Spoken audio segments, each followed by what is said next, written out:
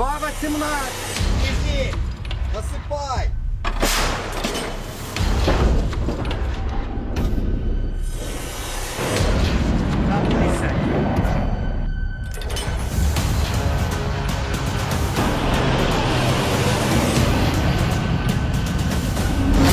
America के राष्ट्रपति Donald Trump ने रूस यूक्रेन युद्ध को लेकर सबसे बड़ा ऐलान किया। ट्रंप का दावा है कि यूक्रेन के राष्ट्रपति वोलोदिमीर जेलेंस्की युद्ध में शांति के लिए तैयार हो गए हैं। ट्रंप ने बुधवार को अपने संबोधन के दौरान कहा कि हमें जेलेंस्की का एक पत्र मिला जिसमें जेलेंस्की ने युद्ध में शांति के लिए तैयार होने की बात कही है। ट्रंप का यह दावा कुछ दिनों पहले ओवल ऑफिस में जेलेंस्की के साथ हुई तीखी बहस के बाद आया। दरअसल 28 फरवरी को ओवल ऑफिस में ट्रंप और जेलेंस्की की तीखी बहस हुई थी, जिसके बाद पूरी दुनिया समझ गई कि अब जेलेंस्की की हार फाइनल। लेकिन फिर 2 मार्च को लंदन समिट में जेलेंस्की को यूरोप का पूरा साथ मिल गया। लेकिन अगले दिन 3 मार्च को ही अमेरिका ने बड़ा फैसला लिया, जिससे यूक्रेन को झटका लगा। 4 मार्च को जेलेंस्की ने कहा कि वो युद्ध नहीं, शांति चाहते। अब सवाल उठता है कि 5 दिन के अंदर कैसे बदल गया यूक्रेन का युद्ध, 5 दिन में कैसे पलटा अमेरिका, 5 दिन के अंदर कैसे घुटने पर आया यूक्रेन, और 5 दिन के अंदर क्या पुतिन के हमलों से बचने के लिए जेलेंस्की ने बड़ा फैसला कर लिया। दरअसल 3 मार्च को अमेरिका ने यूक्रेन को सप्लाई होने वाले हर हथियार की डिलीवरी पर ब्रेक लगा दी और ट्रंप ने बताया जेलेंस्की शांति नहीं चाहते, जिसके बाद यूक्रेन का फौरन रिएक्शन आया और शांति की बात है। साथ ही जेलेंस्की ने कहा कि वो और उनकी पूरी टीम ट्रंप के मजबूत नेतृत्व में काम करने को तैयार। दरअसल जब ट्रंप ने हथियार रोके तो जेलेंस्की ने फैसला किया कि अब एक वीडियो बनाना है और वीडियो बनाकर ट्रंप तक मैसेज पहुंचाना है। जेलेंस्की ने देर रात खुले आसमान के नीचे वीडियो बनाया और फिर उसे वायरल कर दिया, जिसमें शांति की बात है।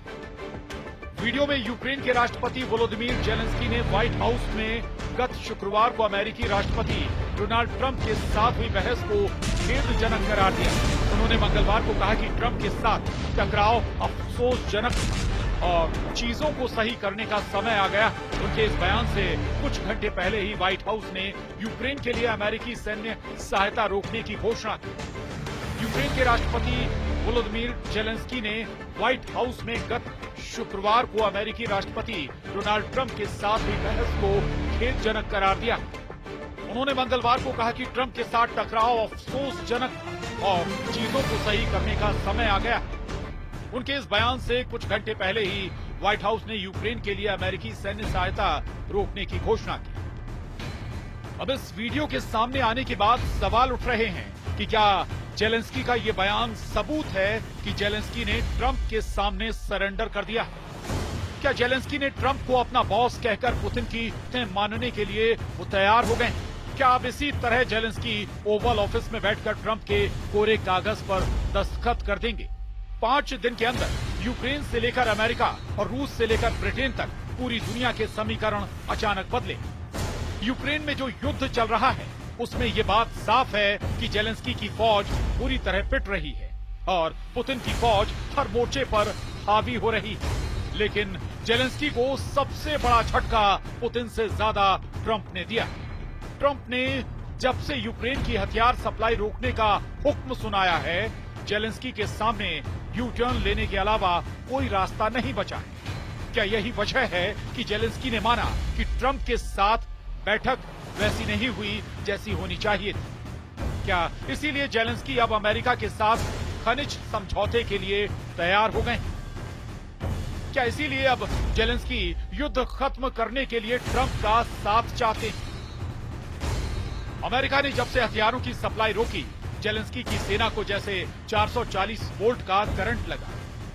जेलेंस्की को समझ आ गया कि यूरोप के साथ जितना मर्जी हाथ मिला लें या फिर गले मिल लें, जो मदद ट्रंप कर सकते हैं वो यूरोप के बस की बात नहीं है। क्योंकि जब से ट्रंप ने यूक्रेन के कान उमेठे हैं, डॉनबास और ओदेसा के फ्रंट पर जेलेंस्की को बुरी खबरें मिलनी शुरू हो गई।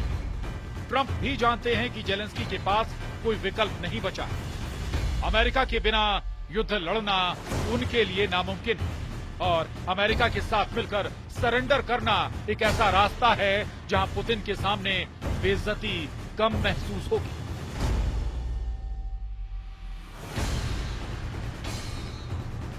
जेलेंस्की की तरह ट्रंप भी बदले बदले नजर आ रहे हैं। तो क्या यूक्रेन फौरन हथियार डाल देगा?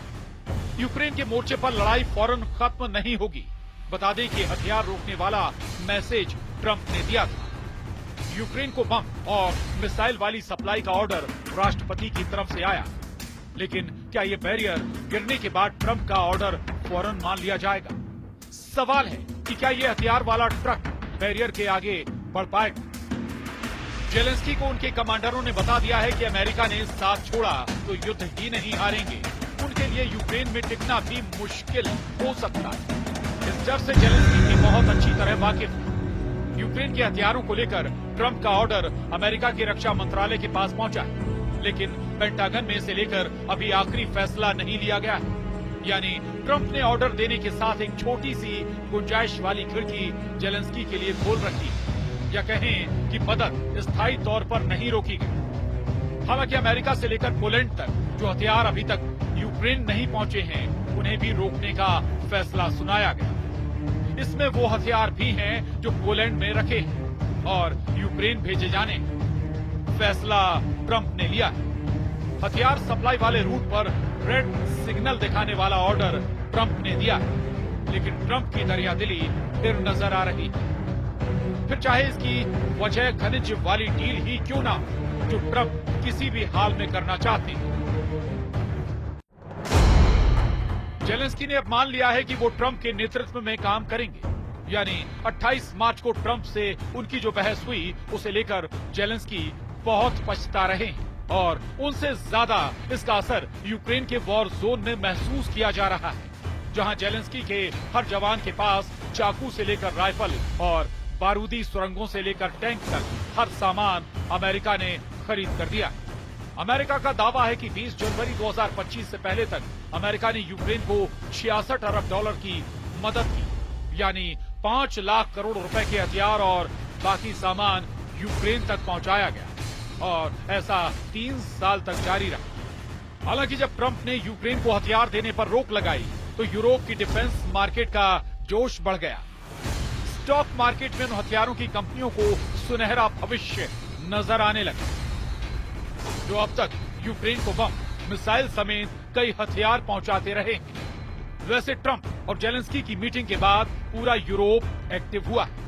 जेलेंस्की के साथ ओवल ऑफिस में जो कुछ हुआ, तब ट्रंप ने जेलेंस्की को जो कड़वे शब्द सुनाए, उसकी चर्चा यूरोप में लगातार हो रही है। पूरा यूरोप उन शब्दों के बदले जेलेंस्की को और ताकतवर बनाना चाहता है। मेलोनी से लेकर मैक्रो बता रहे हैं कि यूक्रेन को कैसे बचाया जाएगा और इसी ट्रैक पर चलते हुए रूस को कैसे यूरोप से भी दूर रखा जाएगा। इसीलिए मैक्रो ने वो परमाणु छतरी खोल दी है जो पूरे यूरोप को एटम बम वाले हमले से बचा सकती है। यूक्रेन भी, ब्रिटेन भी, इटली भी, जर्मनी भी, यूरोप का कोना कोना इस छतरी के नीचे आकर पुतिन के परमाणु गुस्से से बचना चाहता है। परमाणु छतरी यानी रूस की मिसाइलों के खिलाफ काउंटर अटैक की गारंटी, जो अमेरिका के बाद फ्रांस और ब्रिटेन ही दे सकते हैं, क्योंकि यूरोप में इन्हीं दोनों के पास परमाणु हथियार है। अभी तक अमेरिका की मदद से यूक्रेन की फौज ने वॉर जोन में पैर जमाए हुए हैं, नहीं तो डॉनबास तक पूरी तरह रूस के कब्जे में है। अमेरिका से मिले हाइमार्स रॉकेट से लेकर पैट्रियट मिसाइलें, जिन्होंने रूस को कीव और खार्किव से दूर रखा है। वहीं एब्रम्स टैंक से लेकर F-16 फाइटर जेट भी अमेरिका के दखल पर यूक्रेन तक पहुंचे। हालांकि पुतिन ने इन दोनों हथियारों को नाक रगड़ने पर मजबूर कर दिया। सवाल है कि जेलेंस्की का नया यू टर्न उन्हें ट्रंप के बाद पुतिन के गुस्से से बचा पाएगा। Bureau report, news 18।